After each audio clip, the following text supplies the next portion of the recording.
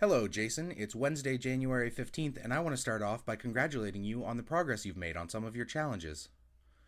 In particular, I'm quite impressed that you managed to learn to cook 3 new dishes over one weekend. So I decided that I wanted to learn some interesting things about the dishes you learned to cook. For example, did you know that French toast dates back at least to the 15th century in France, where it's known as pain perdu? It translates to lost bread, which doesn't really give me a positive impression of the dish. Now, some people will tell you that this most likely means that the dish is supposed to be made with stale bread that otherwise would have just been thrown out. But I like to think that the original creators of the dish were so bad at cooking it that anyone who ate it decided that the bread was lost. I also looked up shepherd's pie, which doesn't really show up until the late 18th century. The reason for this, which came as a bit of a surprise for me, was that the potato wasn't introduced to Europe until the early 1700s.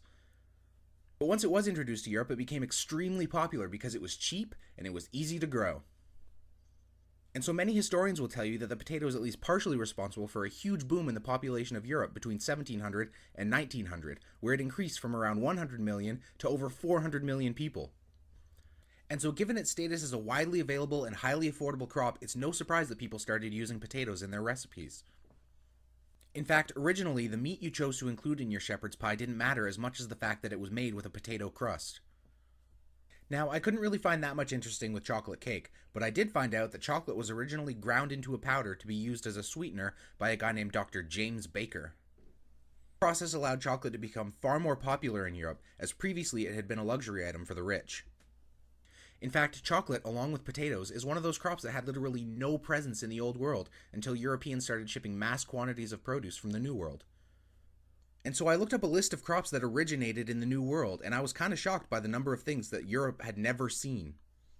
There's corn, sunflowers, peanuts, avocado, bell peppers, pineapple, tomatoes, squash, including pumpkins, turkey, Brazil nuts obviously, cashews, pecans, maple syrup, and vanilla, none of which Europeans had seen until they started shipping them over from the New World. And so in reverence to this, I thought I'd teach you to cook something that also wouldn't be available unless we had New World crops. So enjoy my recipe for BBQ Chicken Pasta.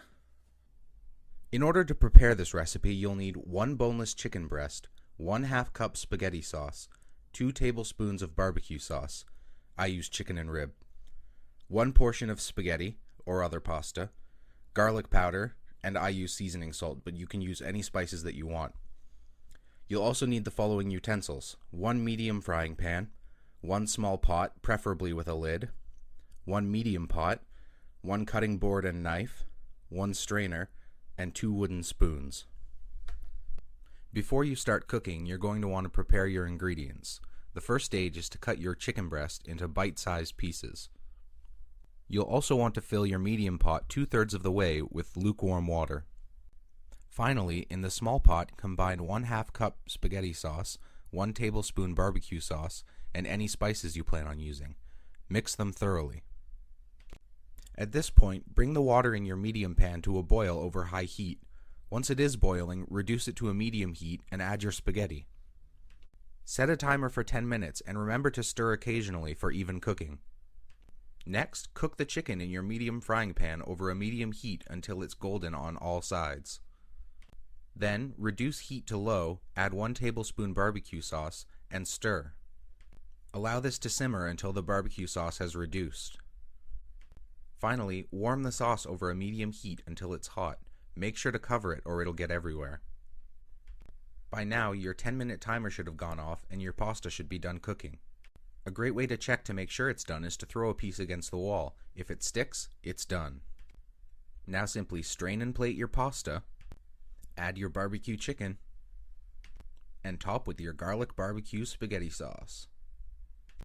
And now you know how to cook barbecue chicken pasta, garlic bread optional. So hopefully you enjoyed that recipe and you'll be able to make it sometime soon. But until then, let me fill you in on a couple of the goals that I've made progress in. First off, I found a slight improvement in my ability to run. Yesterday I ran my 3-mile circuit once, and this morning I managed to revisit the first mile that I ran in this project. So plus 4 miles. And while I was running, I found that I was both able to run longer without having to slow down to catch my breath, and that by the time I got back, I had more energy. So hopefully by the time spring rolls around, my 3-mile circuit will seem like child's play. And that brings me to your idea of an insurance policy, because I found that in my reading challenge, I have the exact opposite problem. Yesterday I finished reading Fight Club and started reading Dracula by Bram Stoker. And so I've now read 4 books in a matter of 15 days, which means that I don't have to finish Dracula until January 26th. By getting ahead early, I have a bit of a buffer zone to work with that'll let me read longer books later on. And at last, chess. I think that the great thing about the move I made last turn is that no matter what you did, there was always going to be an opening for me to make another move. You chose to defend the western side of the board, which leaves the eastern side open for me to attack. And so I move my queen from h4 to e7, which makes first blood inevitable.